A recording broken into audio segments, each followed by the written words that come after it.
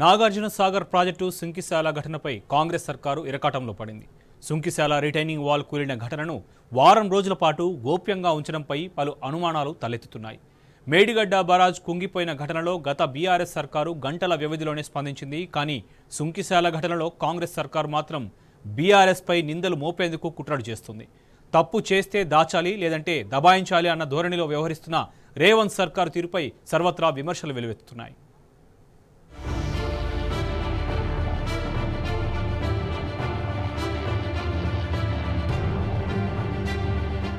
చెడు జరిగితే గత బీఆర్ఎస్ ప్రభుత్వ పాపం, మంచి జరిగితే ఉమ్మడి రాష్ట్రంలో కాంగ్రెస్ పాలన ఘనకార్యం, లేదా ప్రస్తుత రేవంత్ సర్కారు గొప్పతనం. ఇది ప్రస్తుతం రేవంత్ రెడ్డి ప్రభుత్వం సర్వరోగ నివారణగా ఎంచుకున్న మంత్రం. అందుకే నిన్నటిదాకా తేలుకుట్టినట్టుగా వ్యవహరించిన ప్రభుత్వం సుంకిశాల ఘటన బయటికి రాగానే ఈ మంత్రాన్ని జపిస్తున్నది.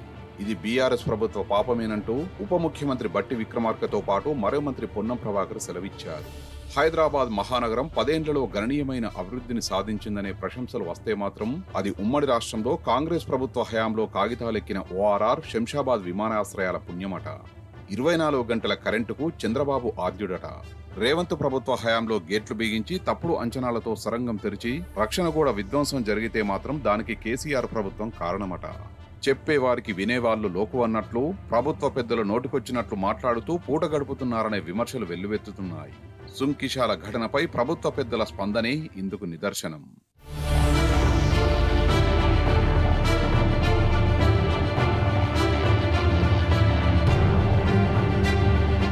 గత ప్రభుత్వ హయాంలో జరిగిన పనుల వల్లనే ఈ ఘటన జరిగిందనుకుంటే రిటైనింగ్ వాల్ నిర్మాణం ఏడాది క్రితమే పూర్తయింది.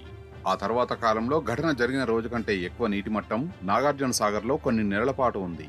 అయినా చుక్క నీరు వాల్ వరకు ఎందుకు రాలేదు? అప్పుడు అది ఎందుకు కూలిపోలేదు? వారం రోజుల క్రితం సుంకిశాల ఘటన జరిగితే నమస్తే తెలంగాణ కథనం వచ్చే వరకు ప్రభుత్వం ఎందుకు స్పందించలేదు? ఘటన జరిగిన రోజు అసెంబ్లీ బడ్జెట్ సమావేశాలు జరుగుతున్నాయి.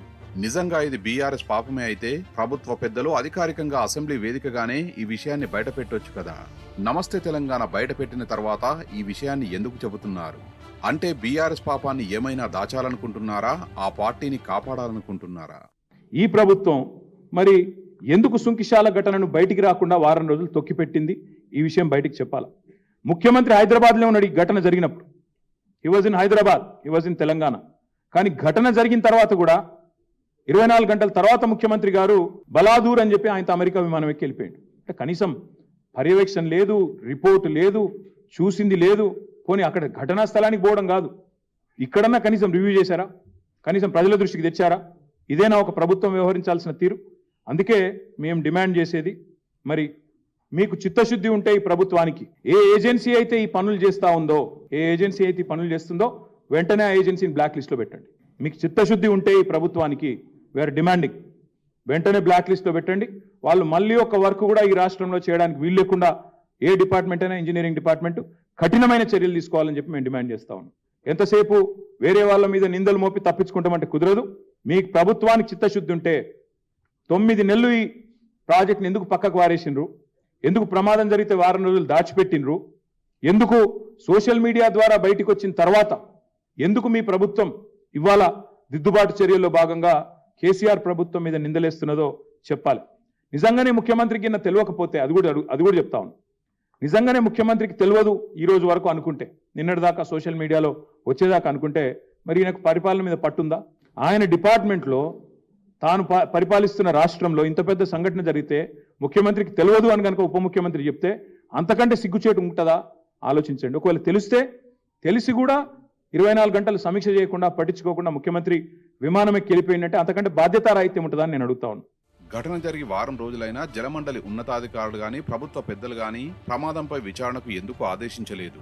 ప్రతి అంశానికి జ్యుడిషియల్ కమిటీ అంటూ ప్రకటనలు చేసే ప్రభుత్వ పెద్దలు దీనికి కమిటీ ఎందుకు వేయలేదు? నమస్తే కథనం వచ్చిన తర్వాతనే మంత్రి పొన్నం ప్రభాకర్ దీనిపై విచారణ కమిటీ వేస్తున్నామని ఎందుకు ప్రకటించారు? మేడిగడ్డలో 280 పిల్లర్ల బరాజులో ఒక పిల్లర్ కుంగితేనే రాహుల్ గాంధీని హెలికాప్టర్లో తీసుకువెళ్లి హడావుడి చేసిన కాంగ్రెస్, 1కి 5 సార్లు మీడియా పర్యటనలు ఏర్పాటు చేసిన మంత్రులు, మరి సుంకిశాల బీఆర్ఎస్ పాపమైతే 150 కిలోమీటర్ల దూరంలో ఉన్న సుంకిశాలకు వారం రోజుల్లో పర్యటనలు ఏర్పాటు చేసి హడావుడి ఎందుకు చేయలేదు? కాళేశ్వరంలో జరిగితే, మేడిగడ్డ జరిగితే ఎన్డీఎస్ఏ వస్తుంది, ఆగమేఘాల మీద కేంద్ర సంస్థలన్నీ ఉరికొస్తాయి. మరి ఇక్కడ ఎందుకు రావట్లేదండి?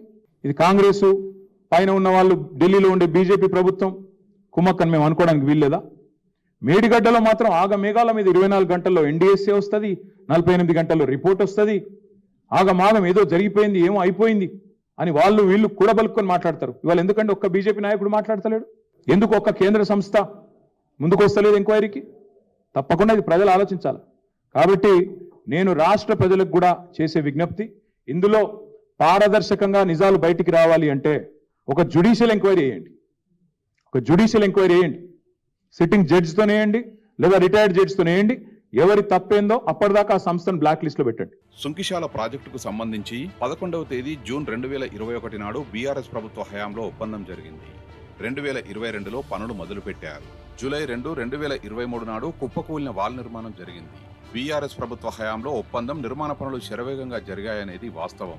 కానీ సుంకిశాల ఘటనకు కారణమైన గేటు అమరిక, సొరంగాన్ని ఓపెన్ చేసే పనులు గత నెలలో అంటే కాంగ్రెస్ ప్రభుత్వ హయాంలో జరిగాయి.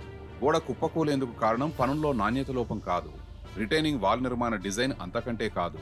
ప్రతికూల సమయంలో హడావుడి, అనాలోచిత నిర్ణయం కారణంగా ప్రమాదం జరిగింది. స్వయానా జలమండలి అధికారులు అధికారికంగా ఇచ్చిన పత్రికా ప్రకటనలో ఈ వాస్తవం స్పష్టంగా ఉంది.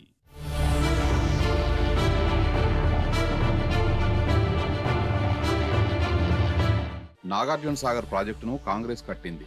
కృష్ణాకు భారీ వరద వచ్చినప్పుడు దానిని గమనిస్తూ ప్రభుత్వం సకాలంలో గేట్లు తెరవాల్సి ఉంటుంది. ఒకవేళ అలా చేయకుండా ఏదైనా ప్రమాదం జరిగితే ఆ తప్పుకు బాధ్యత సాగర్ ప్రాజెక్టు కట్టిన కాంగ్రెస్ ప్రభుత్వానిది అవుతుందా, లేక అధికారంలో ఉండి నిర్లక్ష్యం వహించిన అప్పటి ప్రభుత్వానిది అవుతుందా?